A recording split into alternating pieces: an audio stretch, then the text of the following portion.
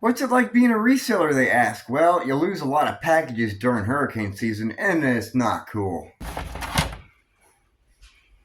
It's not very often when I have a Steelers shirt sell, so this is pretty nice. And I do believe that one right. Yep, that's it. These past 2 weeks have not been the greatest for me in reselling. Last week I got really sick. I was having trouble.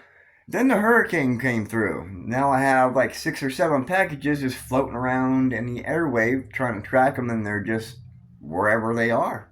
They're not located in any particular area. So now, right now, I'm trying to hold back all the orders I have right now, so that way the other ones can get there, or else I'm going to end up refunding a bunch of different orders, and it's getting crazy. I may have actually just got lucky. I was digging around in this random box of toys, and do you see what's at the very bottom of it down here? I found the penguin shooter. And we got a couple more PS2 games, 2003 and 2004, the MVPs. There we go. He looks like Kerry Earnhardt from NASCAR.